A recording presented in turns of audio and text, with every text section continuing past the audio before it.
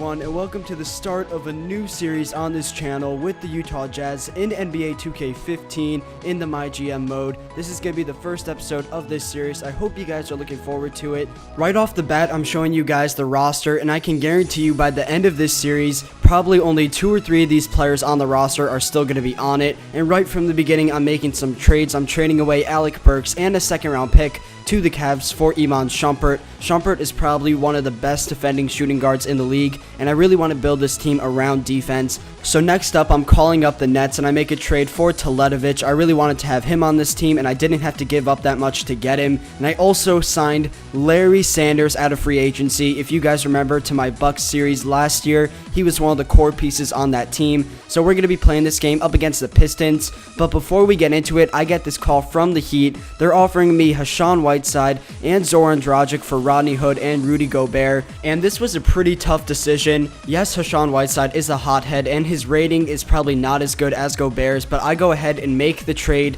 mainly because Whiteside only has 1 year left on his contract, and I want to have as much room as possible going into the free agency and the draft to get as many key players as possible. So as we're going into the gameplay of this video, I want to talk a little bit about strategy for this Jazz team. Obviously, we are not a championship team by any means right now, and I don't really think that there's one specific player on this team that I absolutely need to keep. I think everyone on this team is tradable. And out of this entire Jazz team, I think there's really one player that's holding us back, and I think that's Gordon Hayward. Don't get me wrong, he's probably the best player on the Jazz right now, but his contract is just way too high.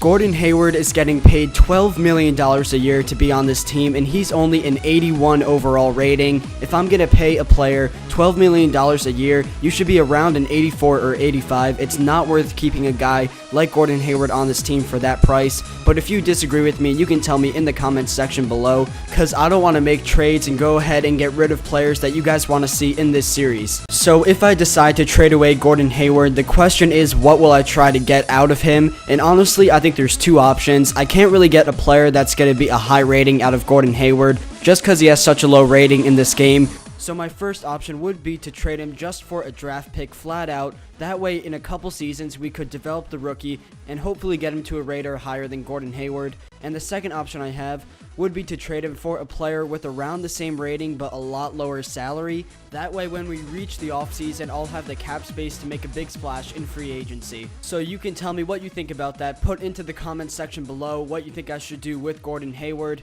Should I trade him for a draft pick or a player? And maybe you don't even want me to trade him at all. You can tell me in the comments section below. So let's get into the gameplay of this video. We are in the first quarter of this game, 14-14 up against the Pistons. And right off the bat, the one guy that was killing us was Greg Monroe. You can see the Pistons have the ball and getting an and one layup on our side of the court. So Trey Burke has the ball. He has Caron Butler on him. He gets a pick, passing it out to the left side for the wide open corner 3, but we miss it. The Pistons get the ball. Reggie Jackson running up court, passing it out to the right, over to the middle, and I leave the paint wide open. They get a slam dunk there. We are up by 4 here at the end of the first quarter. Iman Shumpert jumps on that pump fake. They pass it out to Caron Butler for the 3, and now we only have a 1-point lead going into the second quarter. So here is Shumpert at the top of the key. I'm calling for a pick from Derek Favors out to Gordon Hayward with the hand in his face. He gets that green shot release that goes in. 3-point game. We're still ahead, and this is where Greg Monroe started doing his work. He does a step back right there on Derek Favors. Nothing but net as that goes through. So here is Brandon Jennings. He's trying to cross over. He does a floater. He misses it. We're going to get the rebound, and you know we're going to run that fast break up to Iman Shumpert over to Gordon Hayward, and a dunk at the other end. We take a 1-point lead. Now down by 1. You can see we're doing a spin move with Shumpert out to Gordon Hayward for a 3, and now Gordon Hayward is starting to catch fire. There's a little bit of a contest right now between Gordon Hayward and Greg Monroe. Both players just keep making great plays for their team. There's a free throw line jumper by Hayward, and you know they're going to come back. They're going to give it to Greg Monroe. I put one of our better defenders, Hassan Whiteside, on him, but he can't even stop Greg Monroe. He gets a fading away shot out of bounds there. So now here is Gordon Hayward getting his teammates involved out to Trey Burke for the 3. And I'm liking the way that this Jazz team is played. We don't have any stars on this team, but we're still playing well as a cohesive unit. But look at the Pistons throwing lobs. If you remember last year in NBA 2K15, I always complained about how cheap lobs were in this game, and nothing has changed in 1 year. But we have to do whatever we can to stop that cheese. So now we know it's going to go to Greg Monroe right here. We need to stop him. He's going to fade away to the left side. Hook shot with the left hand, and it still goes in. There is just nothing the Jazz can do to stop this guy. So we have it right now with under 40 seconds left in the first half. Gordon Hayward throwing it out to the right side. It gets deflected, but the Pistons give it right back to us. That's an unofficial assist for that Pistons player, and we go into the second half of this game down by 5. But I don't think that the Jazz are out of this game. We can still come back. I think the main reason why we fell behind in the first half is because our poor three-point shooting. In particular, Dante Exum, I learned, is not a shooter. In the first half of this game, Dante Exum went 0 for 3 for 3-pointers, and after that, I just stayed away from shooting with him. Going into the second half, the Jazz's main goal is to just stop Greg Monroe. If we can stop him, we're probably going to walk away with the win. So we're giving it to Gordon Hayward out to the side to Derek Favors, who didn't actually see many points this game. He's fading away to the right side and getting that to go, but I expected a lot more out of Derek Favors in this game.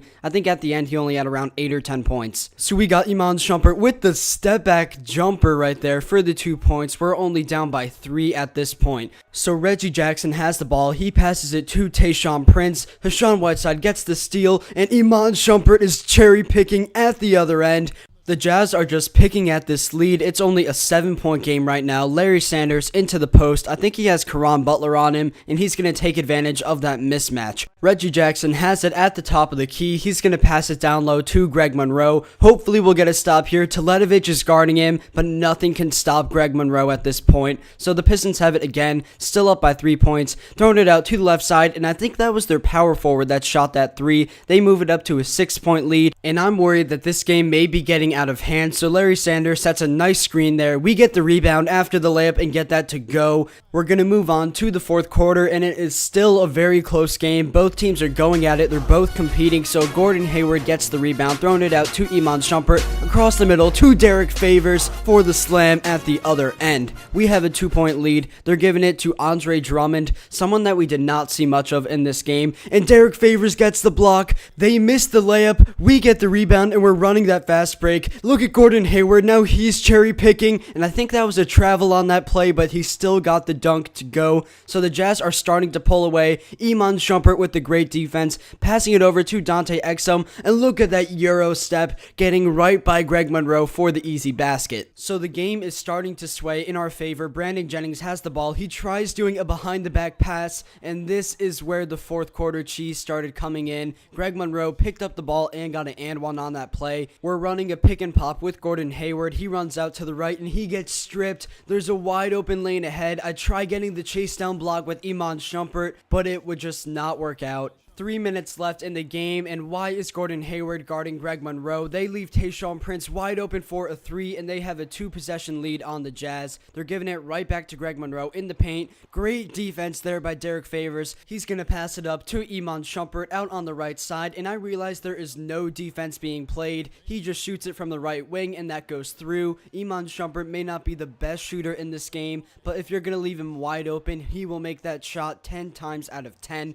Under 2 minutes left in this game, it is tied at 86. Gordon Hayward with the green shot release on the left side, and we take a 2-point lead. 1 minute left in this game. We are up by 2, and you know the Pistons are going to give the ball to their star, Greg Monroe. He makes that fadeaway, and now it is tied at 90 with just 30 seconds left. Greg Monroe with another fadeaway, but he misses it this time. The Jazz get the ball, and the shot clock and game clock are so close to each other. This could be the last shot of the game, and I want to make sure I take my time and get a nice shot. It's not worth rushing a shot at this point in the game, and I'm going to try to get the ball to Gordon Hayward. So there's 8 seconds left on the shot clock. We pass it out to Hayward on the 3-point line, and he knocks it down from the left side, and the Jazz take a 3-point lead with just seconds left on the clock. All we need to do is play defense here. I switch up to a 3-2. Brandon Jennings 4-3, and he makes it right afterwards. This crowd in Detroit is excited, but the Jazz still have a chance to win the game. We may have blown it on defense right there, but we can still take the lead with just 3 seconds left. You know I'm going to give it back to Gordon Hayward